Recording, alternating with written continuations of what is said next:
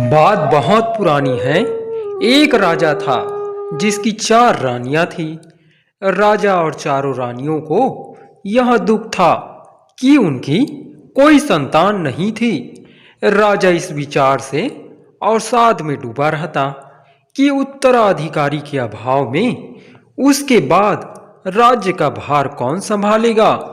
एक दिन राजा की सभा में एक आदमी आया और उसने बताया कि अमुक स्थान पर एक ओझा रहता है जो झाड़ फूक जादू टोना जानता है और उसके मंत्रों के प्रभाव से कई बांझ स्त्रियों को संतान सुख प्राप्त हो चुका है।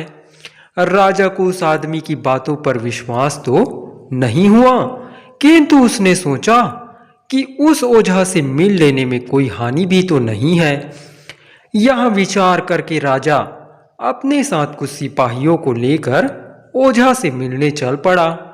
सघन वन के मध्य ओझा की झोपड़ी थी। राजा ने ओझा के पास पहुंचकर उसे अपनी समस्या बताई।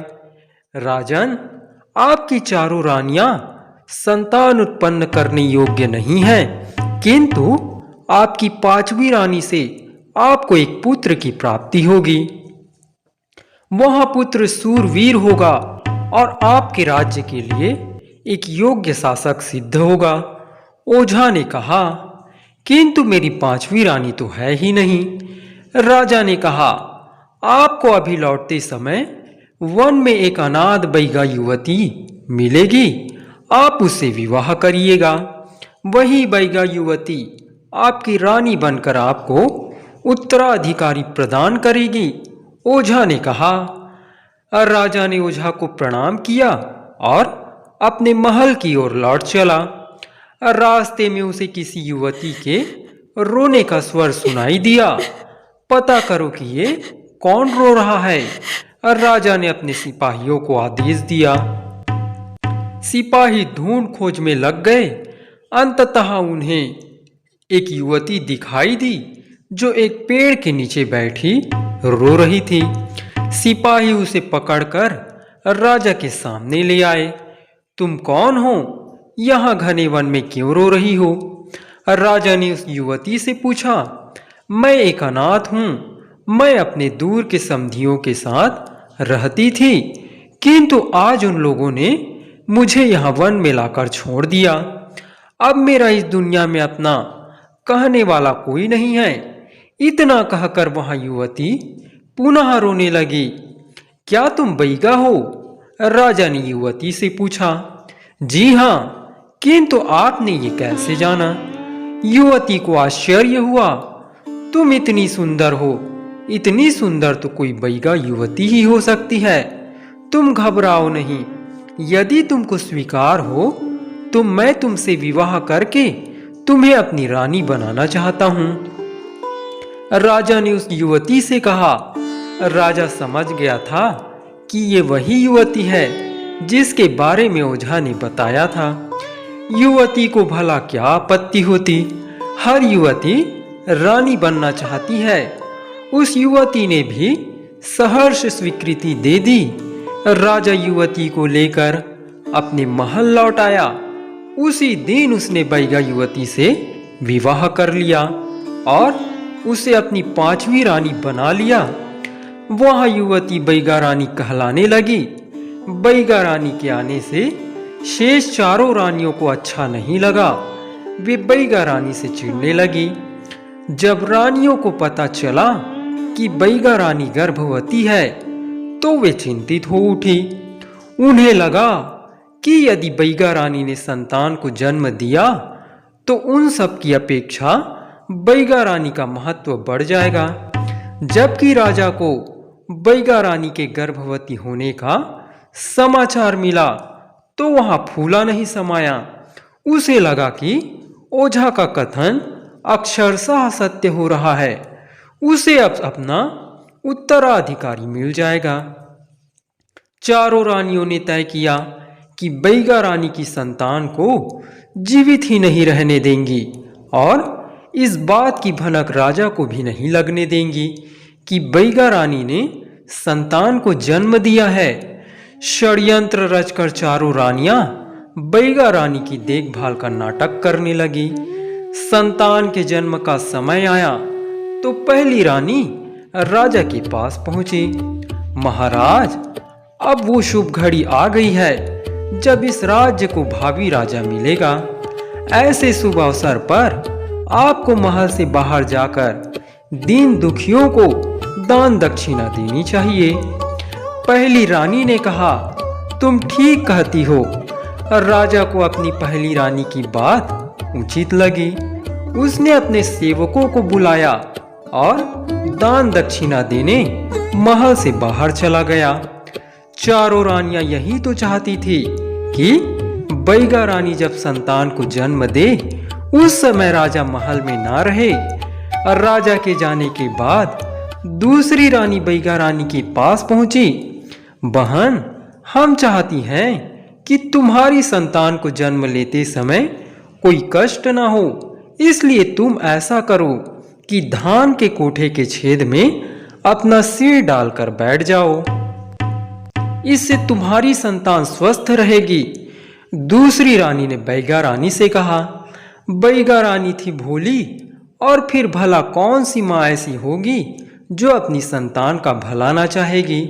बैगा रानी ने दूसरी रानी की बात मान ली और धान के गोठे के छेद में अपना सिर डालकर बैठ गई। जैसे ही बैगा रानी बैठी वैसे ही उसकी कोख में हलचल हुई और संतान का जन्म हो गया। तीसरी रानी पहले से ही तैयार खड़ी थी। उसने बैगा रानी की संतान को, जो कि एक सुंदर पुत्र था, उठाकर चौथी रानी को सौंप दिया और पुत्र के स्थान पर एक गोल पत्थर रख दिया। चौथी रानी ने बैगा रानी के पुत्र को अपनी दासी को दिया कि वहां उसे ले जाकर वन में भूमि में गाड़ आए। दासी के जाते ही चारों रानियों ने बैगा रानी का सिर धान के कोठे से निकाला और विलाप करने लगी कि बैगा रानी ने तो पुत्र को नहीं बल्कि पत्थर को जन्म दिया है। तत्काल राजा को बुलवा लिया और राजा ने पुत्र के स्थान पर पत्थर देखा तो वहां आग बबूला हो उठा। उसे लगा कि ओझा ने उसे मूर्ख बनाया और किसी डायन या चुड़ैल को उसके मत्थे मर दिया है, अन्यथा कभी कोई स्त्री किसी पत्थर को जन्म कैसे दे सकती है। राजा ने बैगा रानी को महल से निकाल दिया और वापस वन में भेज दिया। बैगा रानी के पास पुत्र के पैदा होने का कोई साक्ष्य नहीं था, अतः वहां क्या कर सकती थी। उसने भी राजा की आज्ञा को चुपचाप स्वीकार कर लिया और दुखी मन से वन में चली गई। इसके बाद चारों रानियों ने राजा को समझाया कि हमें प्रजा को यहां नहीं बताना चाहिए कि उसने एक पत्थर को जन्म दिया था, अन्यथा प्रजा के मन पर इसका बुरा प्रभाव पड़ेगा। हमें यहां घोषित कर देना चाहिए कि बैगा रानी बच्चे को जन्म देते समय मर गई और उसका बच्चा भी नहीं बचा। लेकिन हम बैगा रानी के शव के बदले किसका अंतिम संस्कार करेंगे? राजा ने पूछा। बैगा रानी के शव के बदले मैं अपनी दासी का शव रख दूंगी, चौथी रानी ने कहा। चारों रानियां षड्यंत्र में सहायता देने वाली उस दासी को भी जीवित नहीं छोड़ना चाहते थे, ताकि वास्तविक बात किसी को कभी भी पता न चल सके। चारों रानियों ने ऐसा ही किया। बैगा रानी के शव के बदले दासी का शव रख दिया और धूमधाम से उसका अंतिम संस्कार करा दिया। उधर जब दासी बैगा रानी के पुत्र को भूमि में गाड़ रही थी तो उसका यह कृत्य एक शेरनी ने देख लिया था। दासी के जाने के बाद शेरनी ने भूमि से बैगा रानी के पुत्र को निकाला और अपने साथ अपनी गुफा में ले गई। लो, मैं तुम लोगों के लिए एक छोटा भाई लाई हूं, शेरनी ने अपने शावकों से कहा। शेरनी के 4 शावक थे। चारों अपने छोटे भाई के रूप में बैगा राजकुमार को देखकर बहुत प्रसन्न हुए। शेरनी भी अपने शावकों के साथ बैगा राजकुमार का लालन पालन करने लगी। धीरे धीरे बैगा राजकुमार और शावक बड़े हो गए। बैगा राजकुमार एक सुंदर युवक बन गया और शावक बलशाली शेरों के रूप में विकसित हो गए। एक दिन बैगा राजकुमार ने अपनी शेरनी मां से कहा कि मुझे एक धनुष बाण दिला दो, जिससे मैं पूरे परिवार के लिए शिकार किया करूंगा। शेरनी बैगा राजकुमार के लिए धनुष बाण बना दिया। शेरनी ने धनुष बाण बैगा राजकुमार को दे दिया। उस दिन से बैगा राजकुमार अपने पूरे परिवार के लिए शिकार करने लगा। एक दिन राजा का एक सिपाही भटकता हुआ वन में आ पहुंचा। उसने बैगा राजकुमार को धनुष बाण से शिकार करते देखा। इतना बड़ा धनुष बाण उसने पहले कभी नहीं देखा था। उसने विचार किया कि यदि यह धनुष बाण मैं अपने राजा को भेंट करूं तो वहां मुझे बहुत सारा इनाम देगा। इस लोभ में पड़कर सिपाही ने बैगा राजकुमार का पीछा किया। शिकार करते करते जब बैगा राजकुमार थक कर सुस्ताने बैठ गया और उसे झपकी लग गई तो सिपाही ने चुपके से उसका धनुष बाण अपनी पीठ पर लादा और भाग खड़ा हुआ। जब बैगा राजकुमार की आंख खुली तो उसे अपना धनुष बाण नहीं दिखा। उसने बहुत ढूंढा किंतु उसे नहीं मिला। वह दुखी मन से अपनी गुफा में लौट आया। उधर सिपाही ने धनुष बाण ले जाकर राजा को भेंट किया। जब धनुष बाण इतना बड़ा और भारी है तो इसे चलाने वाला भी बहुत बड़ा होगा। राजा ने सिपाही से पूछा, नहीं महाराज, वहां तो एक सुकोमल युवक था। सिपाही के मुख से असली बात निकल गई। यह सुनकर राजा को सिपाही पर बहुत क्रोध आया कि वह उसे चोरी का सामान भेंट कर रहा है।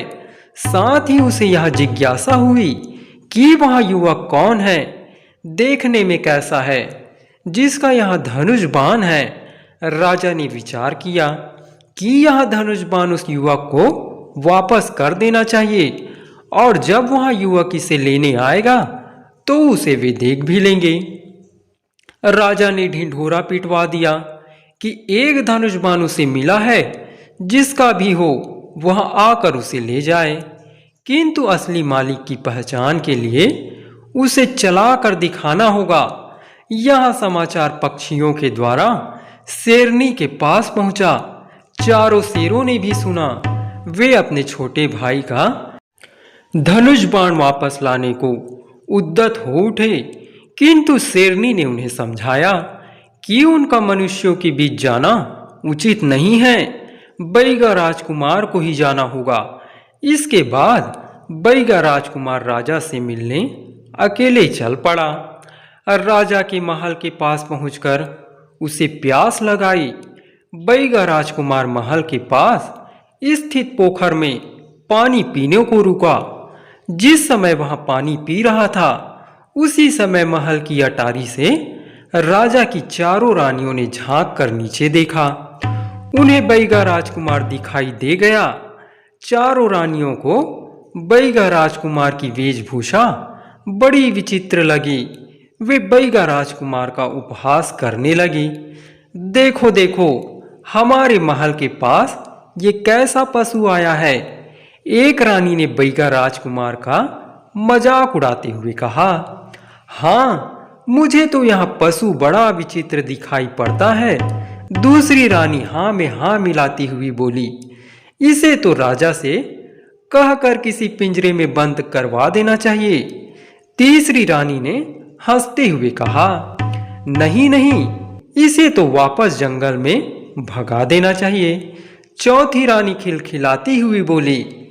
रानियों के ताने सुनकर बैगा राजकुमार ने अपना सिर उठाकर रानियों की ओर देखा, फिर मुस्कुराते हुए बोला, मैं पशु की तरह भले ही दिख रहा हूं, किंतु उन रानियों से तो अच्छा हूं जिन्होंने अपनी 5वीं रानी की संतान को पत्थर का बता दिया था। इतना कहकर बैगा राजकुमार महल के द्वार की ओर बढ़ गया, किंतु उसकी यह बात सुनकर चारों रानियां सन्न रह गई।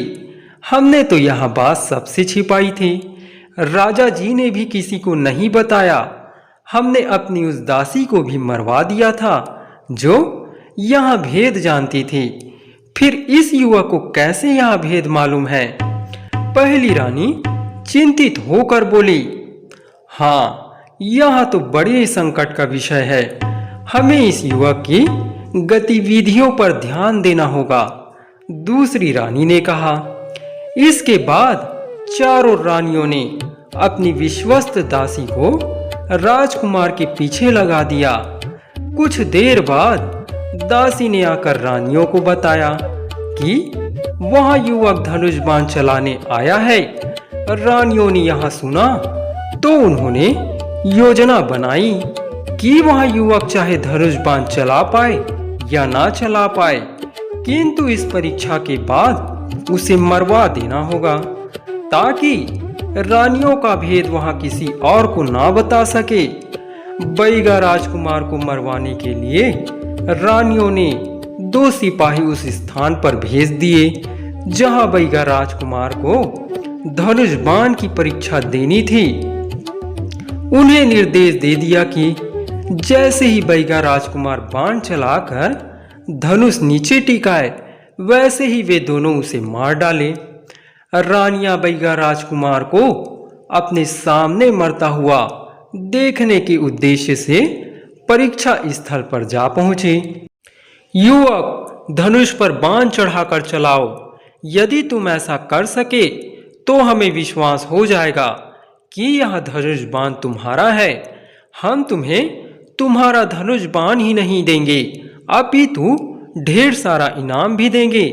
राजा ने बैगा राजकुमार से कहा, महाराज, यह धनुष बाण मेरा ही है। मैं अभी इसे चलाकर यह बात सिद्ध कर दूंगा, किंतु मुझे किसी इनाम की लालसा नहीं है। यदि आप मुझे इनाम के रूप में कुछ देना ही चाहते हो तो मुझे न्याय दीजिएगा। बैगा राजकुमार ने कहा, न्याय? यह कैसा इनाम मांग रहे हो युवक? राजा ने चकित होकर कहा, पहले आप मेरा धनुष बाण चलाना देख ले, फिर मैं अपनी बात स्पष्ट कर दूंगा। बैगा राजकुमार ने कहा और धनुष पर बाण चढ़ाकर प्रत्यंचा खींचकर बाण चला दिया। बाण गर्जन ध्वनि करता हुआ आकाश की ओर उठा और फिर बादलों को भेदता हुआ वापस आकर उन दोनों सिपाहियों के सिरों को भेदता हुआ निकल गया जो बैगा राजकुमार को मारने वाले थे। यह दृश्य देखकर चारों रानियां डर गई, जबकि राजा बैगा राजकुमार का कौशल देखकर अभिभूत हो उठा। मांगो युवक, जो भी मांगना चाहते हो वह मांगो। राजा ने बैगा राजकुमार से कहा, महाराज, मुझे अपनी माँ के लिए न्याय चाहिए। बैगा राजकुमार ने कहा, न्याय अवश्य मिलेगा युवक। तुम्हारी माँ कहाँ है? मैं स्वयं उस माता का सम्मान करना चाहूंगा जिसने तुम जैसे वीर संतान को जन्म दिया। राजा ने कहा, महाराज, यही तो न्याय और अन्याय की बात है कि मेरी माँ ने मुझे जन्म दिया, किंतु आपकी चारों रानियों ने आपसे यह कह दिया कि मेरी माँ ने एक पत्थर को जन्म दिया है। बैगा राजकुमार ने कहा, क्या? राजा ने चकित होकर रानियों की ओर देखा। रानियां समझ गई कि अब उनका भेद छिपा नहीं रह सकता है। उसी समय शेरनी अपने शेर पुत्रों के साथ वहां आ गई और उन्होंने रानियों को घेर लिया। भय से थर-थर कांपती रानियों ने राजा के सामने सच्चाई उगल दी।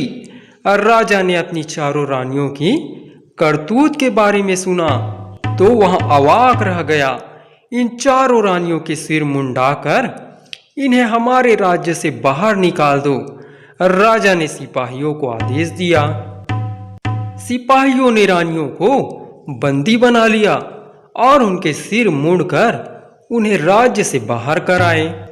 इसके बाद राजा ने अपनी 5वीं रानी अर्थात बैगा राजकुमार की मां की खोज में सिपाही दौड़ा दिए। दूसरे दिन 5वीं रानी एक घने जंगल में मिल गई, जहां वहां झोपड़ी बनाकर रह रही थी।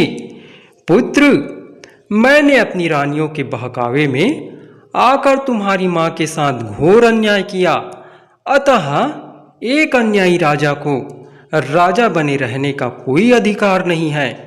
आज से मैं तुम्हें राजा घोषित करता हूँ। राजा ने बैगा राजकुमार को अपनी राज सिंहासन सौंपते हुए कहा। इस प्रकार बैगा राजकुमार बैगा राजा बन गया। एक दिन राजा ने बैगा राजा से पूछा कि यह सच्चाई उसे कैसे पता चली थी। इस पर बैगा राजा ने बताया कि यह बात उसे उसकी शेरनी मां ने बताई थी, किंतु यह भी समझाया था कि उचित समय आने पर ही मैं इस बात को प्रकट करूं, जिससे आपको विश्वास हो सके। यह सुनकर राजा बहुत प्रसन्न हुआ। उसने शेरनी और उसके पुत्रों को धन्यवाद दिया। बैगा राजा ने भी अपनी शेरनी मां और शेर भाइयों की सुरक्षा के लिए उस जंगल में शिकार करने की मनाही करा दी जहां वे लोग रहते थे। इसके बाद बैगा राजा न्यायपूर्वक राज्य करने लगा।